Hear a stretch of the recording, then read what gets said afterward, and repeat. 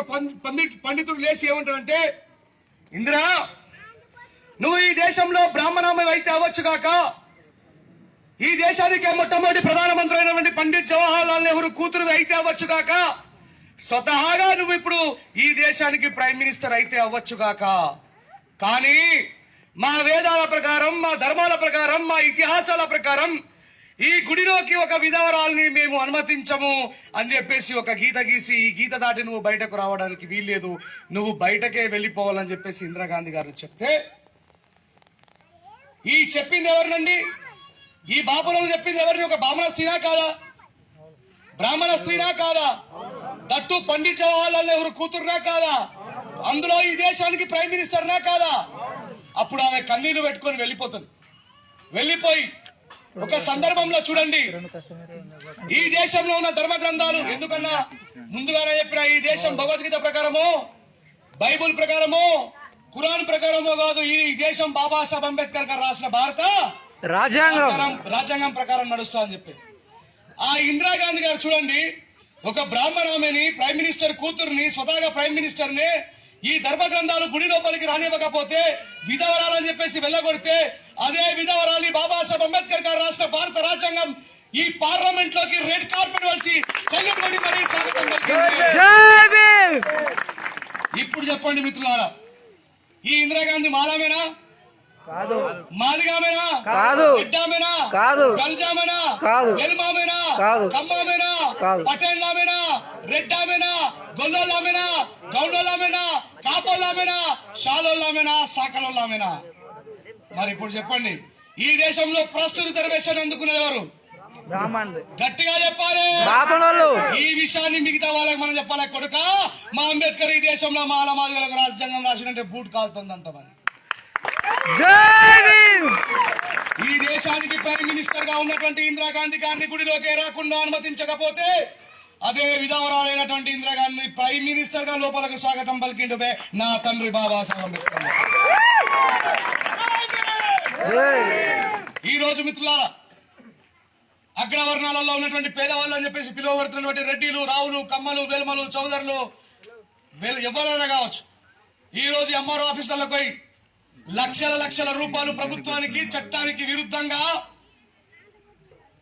EWS economically weaker section అనేటువంటి certificate తీసుకొని వాళ్ళ కొడుకుల్ని ఐరోపా లాంటి దేశాలు, అమెరికా లాంటి దేశాలు, కెనడా లాంటి దేశాలు పంపుతున్నారు.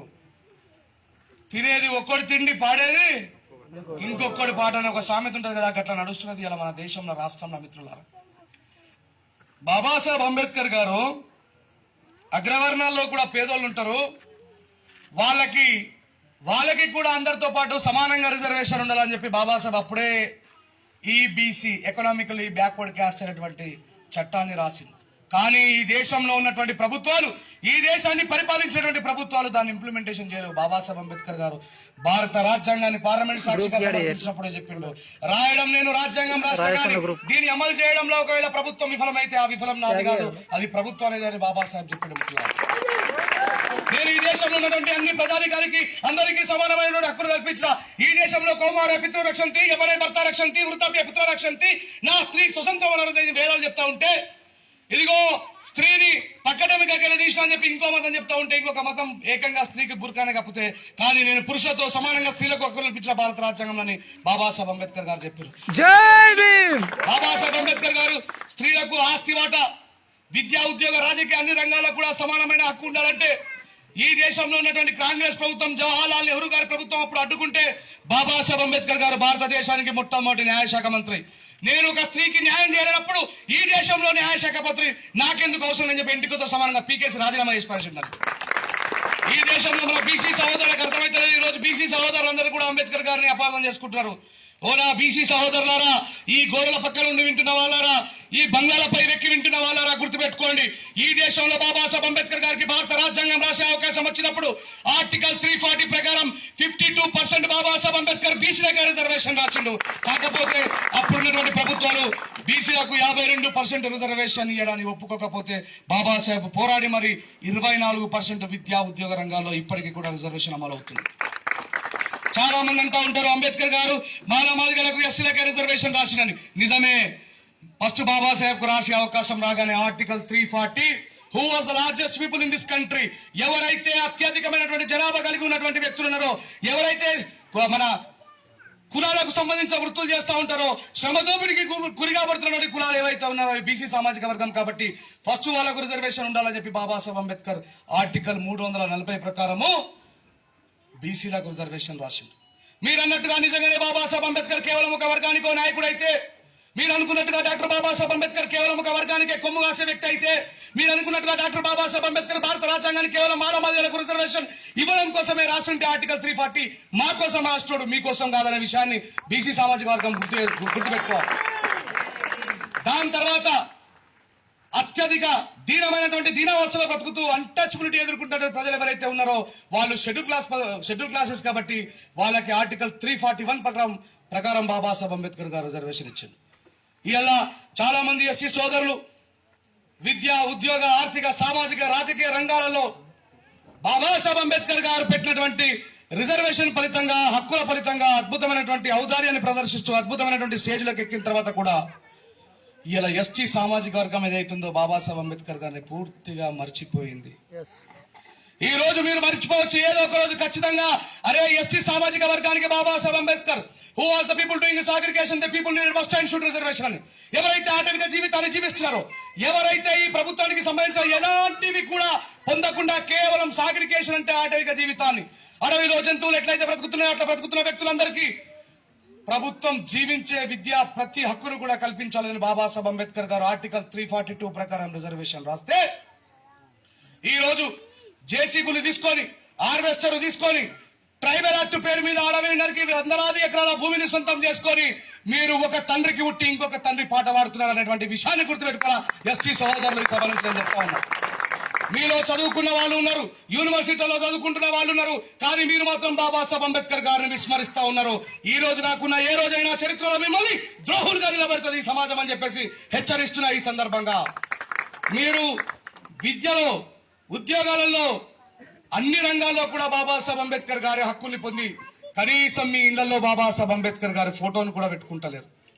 ఈ రోజు బాబాసాహెబ్ అంబేద్కర్ గారి వారసులుగా నిజమే బాబాసాహెబ్ అంబేద్కర్ గారు పుట్టడం ఎస్సీ వర్గాల్లోనే పుట్టచ్చు, కానీ బాబాసాహెబ్ అంబేద్కర్ కేవలం ఎస్సీ వర్గాల కోసం మాత్రమే ఆలోచించలేదు. ఇప్పుడు చెప్పండి, జవహర్లాల్ నెహ్రూ కూతురు బాబాసాహెబ్ అంబేద్కర్ గారి చిన్నమ్మ బిడ్డనా? జవహర్లాల్ నెహ్రూ గారు బాబాసాహెబ్ అంబేద్కర్ గారి చుట్టమా?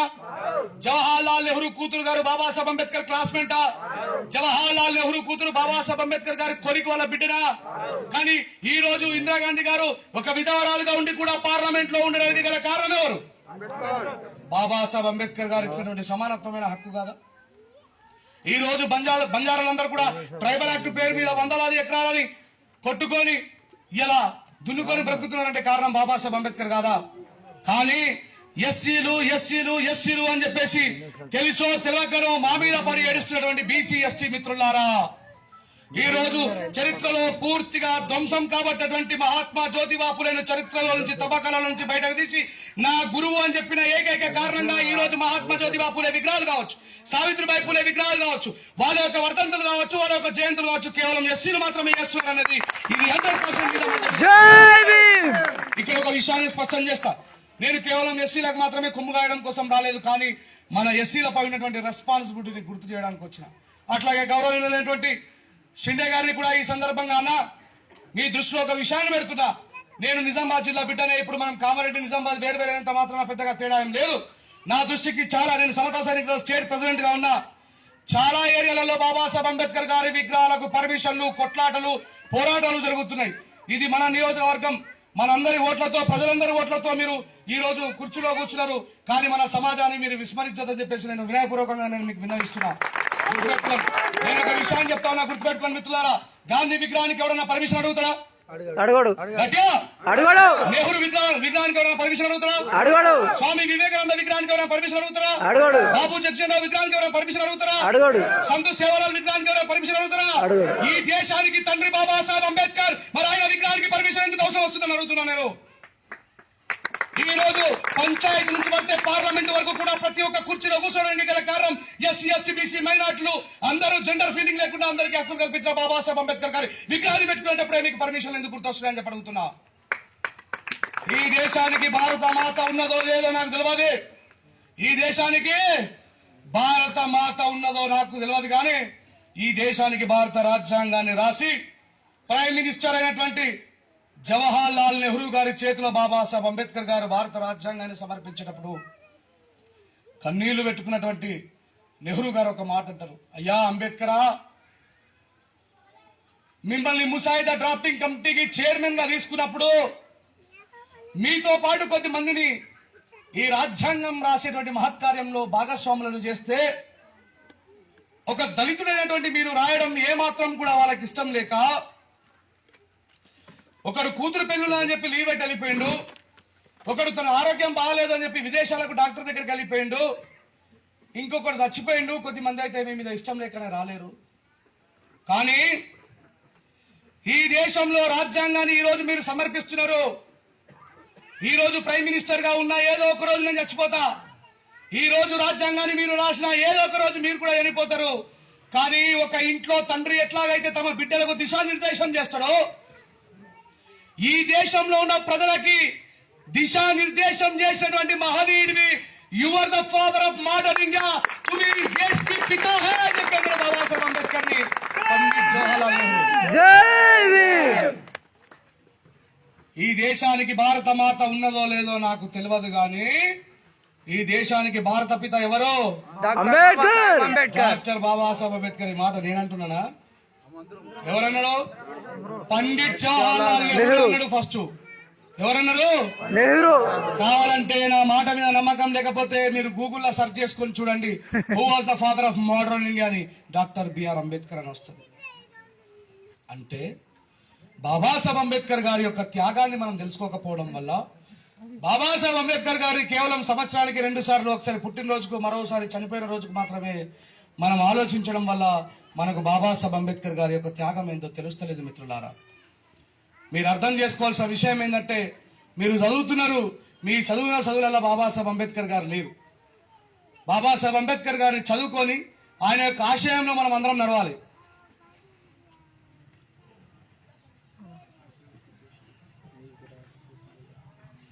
నేను సమతా సైనికుల ప్రధాన కార్యదర్శిగా ఉన్నప్పటి నుంచి ఇదే మన నిజామాబాద్, పాత నిజామాబాద్ జిల్లాలో భీమ్గల్ మండలంలో ఒక ప్రవీణ్ రెడ్డి అనేటువంటి వ్యక్తి, రెడ్డిలలో అందరూ మంచోళ్ళు ఉండరు, అందరూ చెడ్డోళ్ళు ఉండరు. ఇక్కడ రెడ్డి అంటే ఒకటి తప్పు చేస్తే వాని పేరు అట్టనే సంబంధించాలి, అంతేనా కదా? మళ్ళీ స్టేజ్ పైన ఎవరైనా ఉంటాయా, పాపం మా సాయిరెడ్డి మంచోడు అని మళ్ళీ రెడ్డి అన్నాడంటే ఈయన లంగనే అంటారు, ఆయన మంచోడు అంటారు, అవునా కదా? లంగనే మంచోడు అనా లేదా? భీమ్గల్ మండలంలో రేకులపల్లి అనే విలేజ్ లో ప్రవీణ్ రెడ్డి అనే వ్యక్తి మన ఉస్మానియా యూనివర్సిటీలో చదువుకుంటున్నటువంటి పిల్లలందరూ వాళ్ళని మాలల కులంని, మాదిగల కులంని కూర్చునిపెట్టి మన ఊర్లో బాబాసాహెబ్ అంబేద్కర్ గారి విగ్రహం లేదు, మీరందరూ ఎరువుల సబ్సిడీ తీసుకుంటారంటే కారణం బాబాసాహెబ్, తీసుకుంటున్నారంటే కారణం బాబాసాహెబ్ అంబేద్కరే. ఈ రోజు మనకు ఎస్సీ ఎస్టీల పేరు మీద గవర్నమెంట్ ఇచ్చినటువంటి భూములు రావడానికి గల కారణం బాబాసాహెబ్ అంబేద్కరే. కాబట్టి మేము ఇలా యూనివర్సిటీలో పోయి చదువుకోవడానికి కారణం బాబాసాహెబ్ అంబేద్కరే. కాబట్టి బాబాసాహెబ్ అంబేద్కర్ గారి విగ్రహాన్ని మన ఊర్లో పెట్టుకుందామని చెప్పి రేకులపల్లిలో ఉన్నటువంటి ప్రజలు, ఎస్సీలందరూ, వాళ్ళతో పాటు కొద్దిమంది బీసీ సోదరులు కూడా చియాస్ బాబాసాహెబ్ అంబేద్కర్ గారి విగ్రహం ఖచ్చితంగా ఉండాల్సిందని చెప్పేసి బాబాసాహెబ్ అంబేద్కర్ గారి విగ్రహాన్ని ఊరు మొదట్లో పెడదామని చెప్పేసి పోయేసరికి అక్కడ ప్రవీణ్ రెడ్డి అనేటువంటి ఒక దొరది ఇల్లు ఉంటుంది. ఇట్లా ఆయన అంటాడు ఏమనంటే, అరే ఈ మాలామాదిగని పొద్దున్న లేస్తే మేము చూడాలారా, ఈ మాలామాదిగని తీసుకుపోయి మీ పెంటలలో పెట్టుకోండి, మా ఇంటి ముందర పెట్టద్దు అని చెప్పి అన్నాడు. మనోళ్ళందరూ కలిసి జర గట్టిగా తిరుగుబాటు చేసిండు. అమ్మ నేను ఇది ఇట్లా వర్కౌట్ అవుతుంది అని చెప్పేసి ఊళ్ళో ఉన్నటువంటి పెద్ద పెద్ద మనుషులందరూ పిలిచి అంబేద్కర్ విగ్రహం పెడితే వర్షాలు పడే మన పంటలు మొత్తం ఎండిపోతాయని చెప్పి ప్రచారం చేసి ఏమన్నాడు, అంబేద్కర్ విగ్రహం ఒకవేళ ఇక్కడ పెడితే పంటలు వండాలంటే వర్షాలు పడాలా, వర్షాలు పడే అంబేద్కర్ విగ్రహం ఇక్కడ పెడితే అంటే అని అన్నాడు. అట్లా ఇట్లా మెల్లగా నా దృష్టికి వచ్చింది, అంబేద్కర్ విగ్రహం ఇక్కడ పెట్టద్దు అని చెప్పి. నేను ఒకటే ఒక పిలుపునిచ్చా, మిత్రులారా, ఇది మన స్వాభిమానానికి జరిగినటువంటి అవమానం. మీరు చీము నెత్తురు ఇంకా బతికే ఉంటే, మీరు బాబాసాహెబ్ అంబేద్కర్ గారి వల్లే ఒంటిపై బట్ట వేసుకున్నామని చెప్పి అనుకుంటే, మీరు బాబాసాహెబ్ అంబేద్కర్ గారి ద్వారానే ఈ రోజు హక్కులు కల్పించబడ్డ వ్యక్తులమని చెప్పి అనుకుంటే, ఖచ్చితంగా రేపు మీరు అందరూ అక్కడికి రావాలంటే 3000 మంది వచ్చి 24 గంటలలో బాబాసాహెబ్ అంబేద్కర్ విగ్రహం వాడి ఇంటి ముంగట పెట్టి చూపెట్టారు. పెట్టి ఇల్లు లోపట్ల కూర్చున్నాడు పెద్ద మనిషి, పెద్ద సభ జరుగుతున్నది. చెప్పిన మిస్టర్ ప్రవీణ్ రెడ్డి, మిస్టర్ ప్రవీణ్ రెడ్డి, నువ్వు మతాన్ని ఉపయోగించుకొని అంబేద్కర్ విగ్రహం పెడితే ఇక్కడ వర్షం పడదని చెప్పేసి మా వాళ్ళందరికీ చోళల పువ్వు పెట్టినావు కదా. మీ అమ్మకు రాని చదువు నీ భార్యకు నీ బిడ్డకు నీకు వచ్చిందంటే కారణం ఆ బాబాసాహెబ్ అంబేద్కరే అని చెప్పిన. ఈ దేశంలో అధ్యయనం అధ్యాపకం బ్రాహ్మణ నామ కల్పయతని రాసుకున్నాడు బాపరుడు. ఏమని? అధ్యయనం అధ్యాపకం అంటే చదవడము, చదువు నేర్చుకోవడము, చదివించడము రెండు కూడా బాపరుల సొత్తే అని రాసుకున్నారు. ఈ దేశంలో భారత రాజ్యాంగం కంటే ముందు ఇంకొక రాజ్యాంగం ఉండే, దాని పేరు మనువాదం. ఏం పేరు? మనువాదం. ఆ మనుధర్మ శాస్త్రంలో మిస్టర్ ప్రవీణ్ రెడ్డి, నువ్వు బాబాసాహెబ్ని నీ ఇంటి ముంగట అవుతుంది అంటున్నావు కదా, ప్రొద్దున లేస్తే నిత్యమైన కాలు మొక్కాల్సిన బాధ్యత నీపై ఉన్నదని చెప్పిన. శూద్రుడికి ఆస్తి హక్కు ఉండొద్దని రాసుకున్నారు. నువ్వు శూద్రుడివే, నీకు చదువుకునే హక్కు లేదన్నారు. కానీ నువ్వు చదువుకున్నావు. నీకు వ్యాపారం చేసే హక్కు లేదన్నావు. కానీ నువ్వు అమెరికాలో రెస్టారెంట్ పెట్టుకుని బతుకుతున్నావు అంటే కారణం ఈ బాబాసాహెబ్ అంబేద్కర్ గారు ఇచ్చిన హక్కు అని చెప్పిన. అంటే ఒకడు తప్పు చేస్తే వాడిని నిందించడమే కాదు, వాడికి అర్థమయ్యే విధంగా చెప్పగలిగే జ్ఞానం కూడా మన దగ్గర ఉండాలని చెప్తున్నా.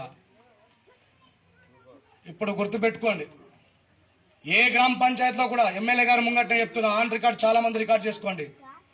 బాబాసాహెబ్ అంబేద్కర్ గారి విగ్రహం వల్ల ప్రజలకు కానీ రోడ్డుకు కానీ నష్టం కలగకుండా ఎవరికి డిస్టర్బెన్స్ లేని ప్రదేశాన్ని చూసి పెట్టుకోండి. ఎవ్వడు కూడా ఏం పీకడం అని చెప్తున్నా, ఎవరిని అడగాల్సిన అవసరం లేదు. కానీ చట్టాన్ని సృష్టించినటువంటి మహనీయుడు బాబాసాహెబ్ చట్టానికి విరుద్ధంగా మేము కావాలని ఈయనే పెడతాం, ఈడ మందికి ఇబ్బంది అయినా సరే అంటే నేను కూడా ఒప్పుకోను. బాబాసాహెబ్ వల్ల ఎప్పుడూ ఈ దేశానికి నష్టం కలగాలి, బాబాసాహెబ్ సామాజిక వర్గం వల్ల ఎప్పుడు కూడా ఈ దేశానికి నష్టం జరగాలి. బాబాసాహెబ్ అంబేద్కర్ గారి ద్వారా మనలో కూడా కొద్దిమంది అజ్ఞానులు ఉంటారు. అంటే ట్రూ మన అట్రాసిటీ కేసు పెడతారు.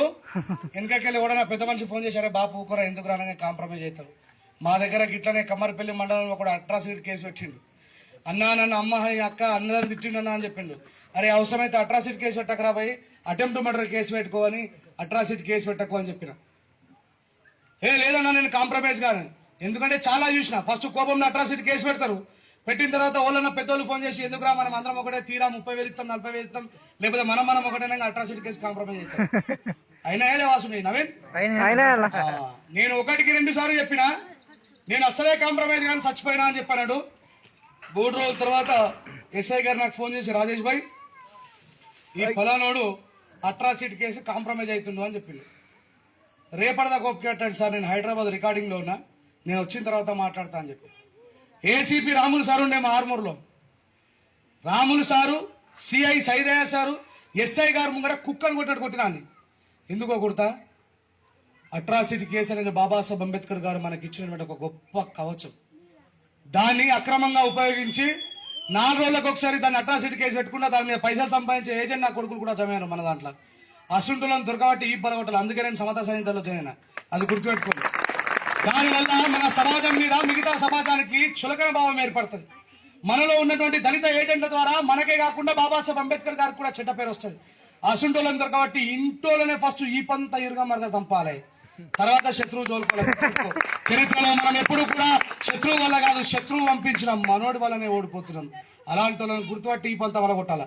రెండో విషయం చెప్తా, గుర్తుపెట్టుకోండి. ఫస్ట్ మొదటిగా బాబాసాహెబ్ అంబేద్కర్ గారి గురించి మనం తెలుసుకోవాలి. విగ్రహాన్ని స్థాపించగానే బాబాసాహెబ్ అంబేద్కర్ గారు ఇక్కడ ఎస్టాబ్లిష్ అయినట్టు కాదు. బాబాసాహెబ్ అంబేద్కర్ గారు నిజంగా ఈ దేశం కోసం ఏం చేశారు అనేది తెలుసుకోవాలి. ఇప్పుడు చెప్పండి, బాబాసాహెబ్ అంబేద్కర్ గారు ఆర్టికల్ 340 ప్రకారం ఎవరికి రిజర్వేషన్ ఇచ్చిండు? బీసీలకు.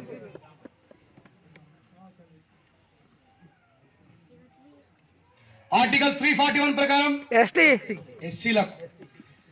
ఆర్టికల్ 342 ప్రకారం ఎస్టీలకు ఇచ్చిండు. ఇక్కడ అగ్రవర్ణంలో ఉన్నటువంటి పేదలకు బాబాసాహెబ్ రిజర్వేషన్ ఇయ్యలేదా? ఇచ్చిండు. ఏ యాక్ట్ మీద ఇచ్చిండు?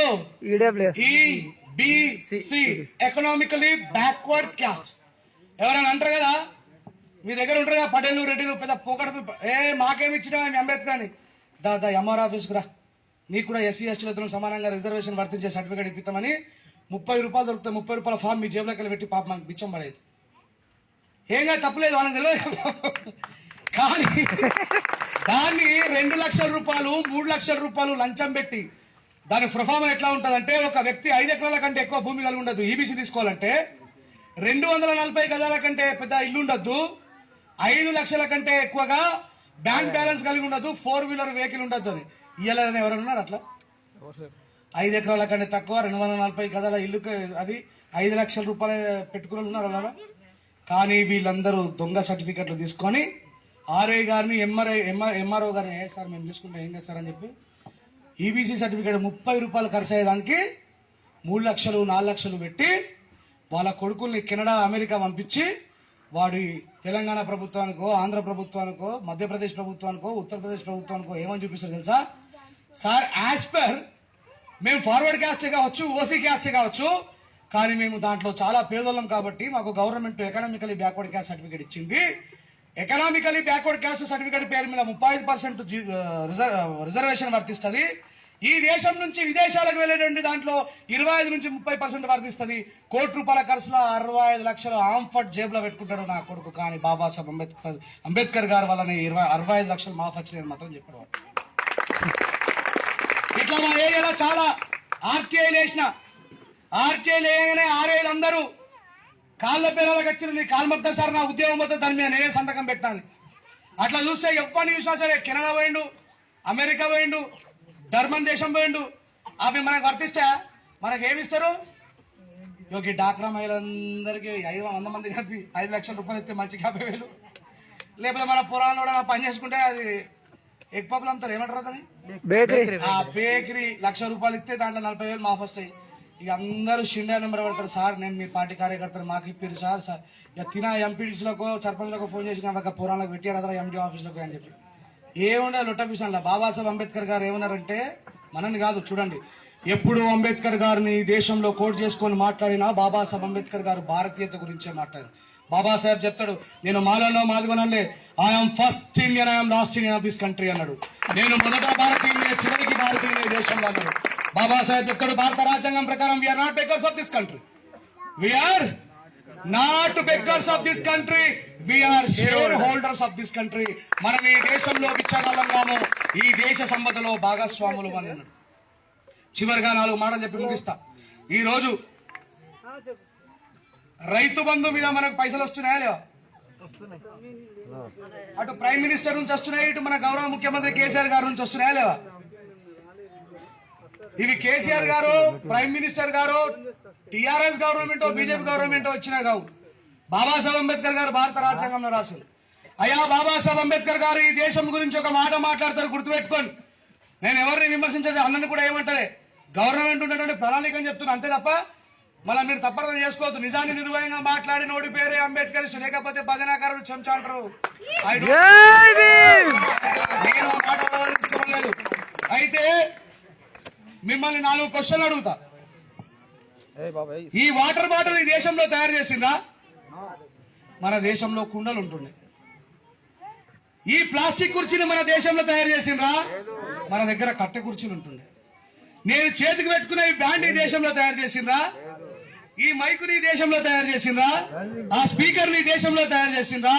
ఈ కార్పెట్ ని దేశంలో తయారు చేసిండ్రా? మీ కాళ్ళకేసుకున్న షూ ఈ దేశంలో తయారు చేసిండ్రా? అసలు భారతదేశంలో ఏం తయారవుతుందండి? తెలియదు. 130 కోట్ల మంది జనాలు ఉన్నటువంటి భారతదేశంలో 100కు 90% మంది మూర్ఖులే. ఈ దేశంలో ఏం తయారవుతుంది? కరెంటు తయారవుతుందా? ప్లాస్టిక్ తయారవుతుందా? మీరు చూసే టీవీలు తయారవుతాయా? కరోనాలో అందరం లాక్డౌన్ ఉన్నాం కదా, మన కార్లు నడిచినాయా? మన బండ్లు నడిచినాయా? ఇంట్లో ఉండి ఏం చేసి బతికినాం మనం? బువ్వదిని బతికినామా లేదా? భారతదేశంలో ఏం తయారవుతుందిరా అంటే ఫుడ్ తయారవుతుంది. ఆ విషయమే తెలియదు. భారతదేశం ఈ ప్రపంచంలో వ్యవసాయానికి పుట్టినిల్లు. భారతదేశం ఈ ప్రపంచంలో వ్యవసాయానికి పుట్టినిల్లు. రైతులకు ఇన్ని రోజులే ధర్నా బట్టి ఎవరన్నా అర్థం చేసుకుంటున్నారా? దీంట్లో రైతు బిడ్డలు కానోళ్ళు చేతులు ఇవ్వటరు. ఇక్కడ రైతు బిడ్డలు లేని వాళ్ళు స్టేజ్ మీద సరే, రైతు బిడ్డలు కాని వాళ్ళు చేతులు ఇవ్వటండ్రి. రైతు బిడ్డలేమేగా, రైతు బిడ్డలము అయితే రైతు కూలీల బిడ్డలము అంతేనా కదా? మొత్తం మీద భూమి నమ్ముకొని బతికేటోళ్ళమేగా. మరి ఇక్కడ 4 నెలల నుంచి మొత్తుకుంటున్నారు పాపం పంజాబ్ రాష్ట్రం వాళ్ళు, మిగతా వాళ్ళు. ఎవరికైనా అర్థమవుతుందా? ఒక చిన్న ఎగ్జాంపుల్ చెప్పి మళ్ళీ అటు వెనుక్కోతా. వాట్సాప్లో ఒక మెసేజ్ పంపించిండు, మా దగ్గర ఉంటే ఒక కట్టర్ బీజేపీ కార్యకర్త. బీజేపీ కోసం ఇట్లా ఇట్లా టాటూ వేయించుకున్నాను కానీ దేశంలో సిలిండర్ రేట్లు ఎందుకు పెరుగుతున్నాయో తెలుసా ప్రజలారా? ఒకనాడు ఉదయాన్నే మనం కట్టెల పొయ్యి మీద వంట చేసుకుంటే రాత్రి వరకు అదే భోజనం చేస్తున్నామట. ఊకుకే మధ్యలో ఛాయలు పెట్టుకున్నాడు, ఎవరైనా చుట్టమగానే గరం గరం ఉప్మా వేసి ఇచ్చుడు, లేకపోతే అటుకులు తాలింపు చేసుకుడు లేదట. ఎప్పుడు పడితే అప్పుడు వంట వేసుకుని తిండి ఉపాకాయం వస్తున్నది, షుగర్లు బీపీలు వస్తున్నాయి కాబట్టి సిలిండర్ల మీద వంట చేసుడు బంద్ చేయాలని గౌరవ ప్రధానమంత్రి నరేంద్ర మోడీ గారు సిలిండర్ల రేట్లు ఒకప్పుడు ఇంటికి ఒకటే కారు ఉంటుండే, అందరు సైకిల్ తప్పుతున్నాయట. ఇప్పుడు కొడుకొక బైకు, కూతురుకొక స్కూటీ, ఇవన్నీ తయారవుతున్నాయి. ఈ కొడుకులందరూ నడుచుడే బంద్ చేసిండ్రు, వీళ్ళకు బీపీలు షుగర్లు వస్తున్నాయని చెప్పి డీజిల్ పెట్రోల్ రేట్ పెంచి మనం కార్లు బైకులు నడపకుండా చేసిండ్రట. అంటే దేశంలో లాక్డౌన్లో ఇంట్లో ఉన్న బంగారం తినో లేకపోతే కట్టలు పైసలు తినో బతుకుతుంటామా మనం?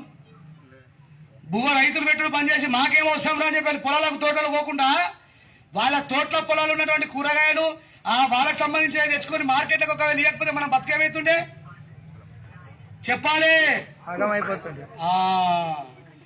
గట్లా ఈ దేశంలో రైతే ప్రధానమైన వ్యక్తి. This country produced by food అంటాడు బాబాసాహెబ్. ఏమంటాడు? This country produced by manufactured by food and lifes అంటాడు. అందుకే బాబాసాహెబ్ అంబేద్కర్ ఏమన్నాడు తెలుసా? వ్యవసాయ కూలీలనైనా వ్యవసాయం చేసే వాళ్ళనైనా ఒక సడన్ ఏజ్ తర్వాత వాళ్ళకు రిటైర్మెంట్ పింఛన్ ఇవ్వాలని చెప్పి ఈ ప్రపంచంలో వ్యవసాయదారుడికి పింఛన్ ఉండాలని చెప్పేసి హక్కునిచ్చిన ఏకైక వ్యక్తి ప్రపంచంలో బాబాసాహెబ్ అంబేద్కర్ ఒక్కడే. ఇక మీకు వచ్చినటువంటి హక్కులు ఇవన్నీ కూడా విడో పింఛన్ కావచ్చు, ఒంటరి మహిళా పింఛన్ కావచ్చు, ఏ పింఛన్ అయినా సరే అది ఏ ప్రభుత్వాలు వచ్చినా సరే, ఇలా టీఆర్ఎస్ గవర్నమెంట్ ఉన్నా, అంతకుముందు కాంగ్రెస్ ఉన్నా, అంతకుముందు ఏ ప్రభుత్వం ఉన్నా సరే, ఏ ప్రభుత్వం అయినా భారత రాజ్యాంగం ప్రకారమే మనకి ఇచ్చింది. కాబట్టి ఈ విషయాన్ని తెలుసుకొని బాబాసాహెబ్ అంబేద్కర్ గారు ఈ దేశంలో ఓటు హక్కు గురించి చివరిగా ఒక్కటి చెప్పి నేను ముగిస్తా. ఇది గుర్తుపెట్టుకోండి, ఈ దేశంలో ఇందిరాగాంధీ గారు ప్రైమ్ మినిస్టర్ కావాలి, కారణం ఎవరు? అంబేద్కర్. వీడియోకు నిలబడే ఛాన్స్ లేకపోతే ఓట్లు అడిగేస్తారే రాజశేఖర్ భాయ్? ఒక వీడియోకి నిలబడే ఛాన్స్ లేకపోతే ఓట్లు అడిగేస్తారు. బాబాసాహెబ్ అంబేద్కర్ వల్లనే ఈరోజు సవితా ఇంద్రారెడ్డి కూడా మన మంత్రి అయింది. గుర్తుపెట్టుకోండి, స్త్రీలు ఎంతమంది అయితే భారత రాజ్యాంగం వల్లనే ఉద్యోగాలు చేస్తున్న వాళ్ళైనా, ఫ్లైట్లు నడుపుతున్న వాళ్ళైనా, ప్రయోగాలు చేస్తున్న వాళ్ళైనా, న్యాయవాదులైనా, డాక్టర్లైనా, ఏ కులపోళ్ళైనా సరే ఈ రోజు మగవాడితో సమానంగా హక్కును పొందగలుగుతున్నారంటే అది కేవలం బాబాసాహెబ్ అంబేద్కర్ గారు ఇచ్చిన హక్కే.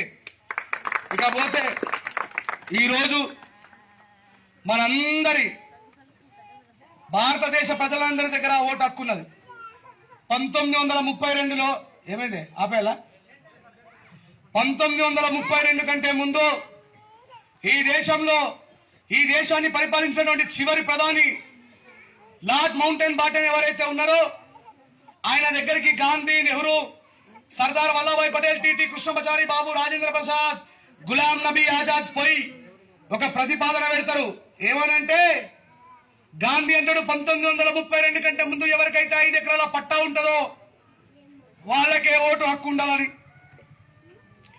నెహ్రూ అంటాడు ఎవరైతే 1932 కంటే ముందు ఇన్కమ్ ట్యాక్స్ కడతారో వాళ్లకు మాత్రమే ఓటు హక్కు ఉండాలని. సర్దార్ వల్లభాయ్ పటేల్ చెప్తాడు ఎవరైతే డిగ్రీ పట్టా కలిగినటువంటి హోల్డర్ ఉన్నారో వాళ్లకు మాత్రమే ఓటు హక్కు ఉండాలని చెప్పి అన్నాడు. అయ్యా సమాధానం చెప్పండి, ఈ దేశంలో ఉన్నటువంటి ఎస్సీ, ఎస్టీ, బీసీ, అగ్రవర్ణాలు, రెడ్డి, రావు చౌదరులకైనా సరే 1932 కంటే ముందు 5 ఎకరాల భూమి ఉంటుండేనా? ఇప్పటికే లేదు. డిగ్రీ చదువుకున్న వాళ్ళు ఉంటుండేనా? ఇన్కమ్ ట్యాక్స్ అంటే ఏందో ఇప్పటికే తెలియదు. బగ్గ దొంగతనంలో వ్యాపారాల పేరు మీద పైసలు సంపాదించుకునే ఉంటారు కదా, వాళ్ళు భారతదేశానికి పన్ను కట్టాలి. మనకు సంపాదన దిక్కులేదు, ఇక పన్ను ఏడు కదా కడుపు. 1932 కంటే ముందు మీరు మహాత్ముడు, మహనీయుడు, గొప్పోడు అనుకుంటున్న వ్యక్తులు ఏం చేసి భారత ప్రజలను ఉద్దేశించి ఈ రకమైన వాళ్ళకు మాత్రమే ఓటు హక్కు కావాలంటే సౌత్ బారో కమిషన్ కి బాబాసాహెబ్ అంబేద్కర్ గారు 32 పేజీల ఉత్తరం రాసిండు. I'm absolutely oppose the Gandhi theory, Nehru theory, Vallabhbhai Patel theory, Ghulam Nabi Azad theory. I never accepted them. Why? Because వాళ్ళు ఈ దేశంలో కేవలం కొద్ది మందికి మాత్రమే ఓటు హక్కు కావాలంటున్నారు. మిస్టర్ లార్డ్ మౌంటైన్ బాటెన్, నేను దీన్ని యాక్సెప్ట్ చేయట్లేదని బాబాసాహెబ్ అంబేద్కర్ గారు ఈ దేశంలో కుల మతాలకు సంబంధం లేకుండా వయోజనులైన అందరికీ ఓటు హక్కు కావాలని చెప్పేసి ఓటు హక్కు కల్పించింది బాబాసాహెబ్ అంబేద్కర్ ఈ దేశంలో. అయితేనే రాజశేఖర్ రెడ్డి గారికి ఓటు హక్కు వచ్చింది, కేసీఆర్ గారికి ఓటు హక్కు వచ్చింది, చంద్రబాబు నాయుడికి ఓటు హక్కు వచ్చింది, నరేంద్ర మోడీకి ఓటు హక్కు వచ్చింది, వాళ్ళందరికీ ఓటు హక్కు వచ్చింది. ఒకవేళ గాంధీ చెప్పినట్టు, నెహ్రూ చెప్పినట్టు, సర్దార్ వల్లభాయ్ పటేల్ చెప్పినట్టు ఒకవేళ ఆ రోజునటువంటి బ్రిటిష్ గవర్నమెంట్ ఓటు హక్కులు ఇచ్చిన పడితే ఈ రోజు ఈ ఇన్నోవాలు ఫ్యాచనర్లు మీ ఆడకట్లకు రాకపోతుండే, ఈ దగ్గరికి ఎవరు రాకపోతుండే. చూడండి బాబాసాహెబ్ అంబేద్కర్ ఎంత గొప్పోడో. మీ మీద పెద్ద పెద్ద ఇట్లుంటారుగా దొరలు పటేళ్ళు, ఓటు దగ్గరికి వచ్చేప్పుడు ఎట్లా అడుగుతాడు? లక్ష్మబాబు మర్చిపోకు నన్ను, క్వశ్చన్ జోహార్ డాక్టర్ బాబాసాహెబ్ అంబేద్కర్, జోహార్ జోహార్. నేను ఎంత తీసుమార్కనైనా సరే in front of my law అందరూ ఈక్వల్ అనే సమానత్వాన్ని సృష్టించిండు బాబాసాహెబ్ అంబేద్కర్. ప్రైమ్ మినిస్టర్ కైనా అదే ఓటు హక్కు, ఈ ఊర్లో పాకి పని చేసుకునే రాజయ్యకైనా అదే ఓటు హక్కు. బాబాసాహెబ్ అంబేద్కర్ గారు ఈ దేశంలో సమానత్వానికి నిలువెత్తు చిహ్నం, సౌభ్రతత్వానికి నిలువెత్తు చిహ్నం. ప్రజలందరూ సమానమన్న జాతీయవాది ఒక్క బాబాసాహెబ్ అంబేద్కరే. గాంధీ, నెహ్రూ వీళ్ళందరూ కూడా పెద్ద బోగాసాలు. వీళ్ళు ఈ దేశంలో ఉన్నటువంటి ప్రజల స్వతంత్రం కోసం పోరాటం చేయలేదు. మరొక సభలో, ఎందుకంటే అన్నగారు ఉన్నారు పాపం, వాళ్ళ ప్రోటోకాల్ కూడా పాటించాలా. ఎందుకంటే అన్న దగ్గర అన్ని విషయాలు ఓపెన్ గా మాట్లాడితే షిండే ఒక ప్రతినిధి ఉన్నప్పుడు ఆయన అట్లా మాట్లాడిన అన్నకు కూడా ఒత్తిడి ఉంటుంది. కాబట్టి ఆ విషయాలన్నిటి మరొక క్యాడర్ క్యాంప్ లో మనం అద్భుతంగా చర్చించుకుందాం. నిజాన్ని నిర్భయంగా మాట్లాడడం నేర్చుకుందాం. గాంధీ వల్ల ఈ దేశంలో ఏం జరగాలి, ఎవరికి మంచి జరగాలి. అందుకే బాపనలో పెద్ద మనిషి అయినటువంటి గాడ్సే తుపుక్కన లేపారేసాడు. ఇట్లా బాబాసాహెబ్ అంబేద్కర్ గారి యొక్క నిజమైన త్యాగాన్ని, స్త్రీలకు సమానత్వమైన హక్కించింది బాబాసాహెబ్, బీసీలకు పెద్దపీట వేసింది బాబాసాహెబ్, అగ్రవర్ణాలు ఉన్న పేదవాళ్లకు రిజర్వేషన్లు ఇచ్చింది బాబాసాహెబ్. బాబాసాహెబ్ అంబేద్కర్ గారి ద్వారానే ఈ దేశంలో వ్యవసాయ రంగం అభివృద్ధి చెందాలని బాబాసాహెబ్ అహర్నిశలు కలగన్నాడు. బాబాసాహెబ్ అంబేద్కర్ ఈ దేశంలో రైతులని ఆయన రాసినటువంటి హక్కులు, అంత గొప్పమైనటువంటి హక్కులు ఇంకెవరు కూడా రాయలేరని చెప్పి తెలియజేస్తూ, మరి బాబాసాహెబ్ అంబేద్కర్ గారి జన్మదినం సందర్భంగా మీ అందరికీ శుభాకాంక్షలు తెలియజేస్తూ, అన్న పాట పాడమంటుండు కాబట్టి నేను నిరంతరం రోజు గంటన్నర మాట్లాడుతున్నా. నా వాయిస్ సహకరించట్లేదు. నేను అయినా సరే బాబాసాహెబ్ అంబేద్కర్ గారిని ఉద్దేశించి ఒక పల్లవి చరణం పాడే ప్రయత్నం చేస్తా. దయచేసి గుర్తుపెట్టుకోండి, మీరు ముఖ్యంగా మనం బాబాసాహెబ్ అంబేద్కర్ మా దళితుడు అనడం మానేయండి. బాబాసాహెబ్ అంబేద్కర్ గారు పుట్టడం దళిత కుటుంబంలో పుట్టిన, ప్రపంచంలోనే ఇలా బాబాసాహెబ్ అంబేద్కర్ మేధావిగా వెలుగుంది. దయచేసి ఆయన కీర్తి ప్రతిష్టలు మనం కిందికి గుంజొద్దు అని చెప్పి తెలియజేస్తున్నా.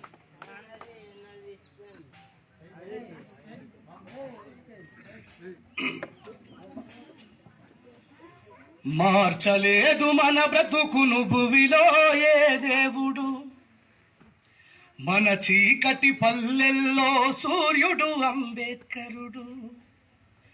వేల ఏళ్ళ మన బాధలు వినలే కదా ఎవ్వరు, వేల ఏళ్ళ మన బాధలు వినలే కదా ఎవ్వరు. విన్న కూడా సాటిరారు అంబేద్కరుకెప్పుడు.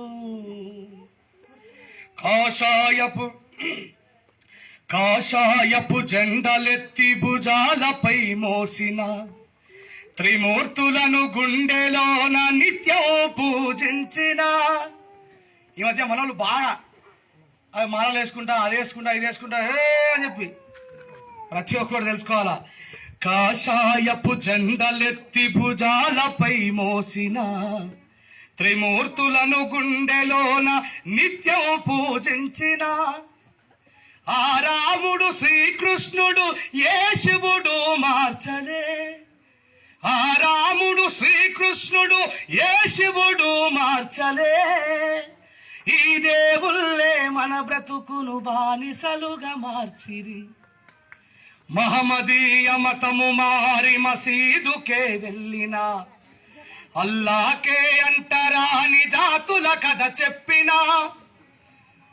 మిత్రులారా, ఈ దేశానికి ఇస్లాం వలస వచ్చింది కానీ ముస్లింలు వలసలారే. ఈ దేశంలో ఉన్నటువంటి దళితులే హిందూ దేవాలయాల దగ్గరికి రానివ్వకపోతే మీరు అంటారాని కుక్కలరా, మీరు దూరం ఉండాలంటే లా ఇలాహ ఇల్లల్లాహ్ ముహమ్మదుర్ రసూలుల్లాహ్ అల్లాహు అక్బర్ హమ్ సారే కే సారే ఆదం సల్లల్లాహు ఇస్లాం కి ఔలాద్ అని చెప్పి, అరే మీరు మేము మనుషులమే అని చెప్పి అములుకొని దగ్గరికి తీసుకొని మనిషిని మనిషిగా ప్రేమించారు కాబట్టి ఇస్లాం మతాన్ని స్వీకరించారు ఈ దేశపు దళితులే. మహమ్మదీయ మతము మారి మసీదుకే వెళ్ళిన అల్లాకే అంటరాని జాతుల కథ చెప్పిన. చంద్రవంక నుండి దిగి చేయూతను ఇవ్వలే, అతి శూద్రుల విన్నపాలు విని బ్రతుకు మార్చలే. ఇక మనల్ని మధ్య తయారైన ప్రేసులాడు అవ్వ దయగల రాజా, గొప్ప దేవుడా, మహోన్నతుడా, పరిశుద్ధుడా, తండ్రి నీకు స్తోత్రం. యేసు ప్రభు చాలా గొప్పడే. యేసు ప్రభు పేరు మీద జరిగే బిజినెస్ నాకు నచ్చాయని చెప్తున్నా. నా దృష్టిలో యేసు ప్రభు దేవుడు కాదు, దేవదూత కాదు, దేవుడు పంపించిన ఏమి కాదు. ఆయన కూడా ఒక మనిషే. నిన్ను వలె నీ పొరుగు వారిని ప్రేమించమనేటువంటి యూదా బానిసల విముక్తి కోసం పోరాటం చేసినటువంటి అరేబియన్ పోరాట యోధుడు నా దృష్టిలో యేసు ప్రభు. చర్చికెళ్ళి యేసయ్యకు ఎంత మొక్కుకున్నను వాడ తీసుకో, కన్నీళ్లతో కాళ్ళు కడిగి కనుల కద్దుకున్నను. చర్చికెళ్ళి యేసయ్యకు ఎంత మొక్కుకున్నను, కన్నీళ్లతో కాళ్ళు కడిగి కనుల కద్దుకున్నను. మన దళిత జీవితాల్లో వెలుగు రాలే కదా, తరతరాల దారిద్ర్యం పోలే కదా. భారత భవిష్యత్తు మార్చెను. ఎవరిది? భారత ప్రజలది. భారత భవిష్యత్ అంటే మాలమాదిగల భవిష్యత్, భారత భవిష్యత్ అంటే బీసీల భవిష్యత్, భారత భవిష్యత్ అంటే బాపనుల భవిష్యత్, భారత భవిష్యత్ అంటే వెలమరెడ్డి కాపుల భవిష్యత్, భారత ప్రజల భవిష్యత్తు. భారత భవితను మార్చెను మానవతామూర్తిగా. ఏముంటది బాబాసాహెబ్ అంబేద్కర్ గారి చేతుల? రాజ్యాంగం. భారత రాజ్యాంగం ఇచ్చి మన బ్రతుకులు మార్చెనుగా. నీ గుడి మసీదు చర్చీలకు రాజ్యాంగమే రక్షగా. మీ దేవుడనే వాడి నుదుటి రాత మార్చినాడు రా. మార్చలేదు మన బ్రతుకును భువిలో ఏ దేవుడు. మన చీకటి పల్లెల్లో సూర్యుడు అంబేద్కరుడు. పాపం ముస్లిం సోదరులకు ఎంత చెప్పినా అరే వర్దిల్లాలి, ఎస్సీ ఎస్టీ బీసీ మైనార్టీల ఐక్యత అని మనం ఎంత మొత్తుకున్నా వాళ్ళకి అర్థం కాలే. ఒక్కసారి బీజేపీ ఎన్ఆర్సీ సిఏ పేరు మీద ఈ దేశంలోకి వెళ్ళిన భారత రాజ్యాంగంలో లెంకి ఎవరో ఒక పెద్ద ముస్లిం అయినా అరే as per Indian constitution was the people Born as Indian is absolutely Indian అని చెప్పి అంబేద్కర్ చెప్పిండు. మనం ఈ దేశంలోకి వెళ్ళి భారత రాజ్యాంగం మోనియది అని బాబాసాహెబ్ అంబేద్కర్ గారు ఫోటో తీసి చేతిలో పట్టుకున్నారు. హృదయపూర్వకంగా జైభీములు తెలియజేస్తూ నాకు ఈ అవకాశం ఇచ్చినటువంటి గ్రామ ప్రజలందరికీ కూడా మనసు మరొకసారి అభినందనలు హృదయపూర్వకంగా జైభీములు తెలియజేస్తున్నాను. జై Bhim. Thank you very much. Thank you అన్న, మీ అద్భుతమైనటువంటి గానా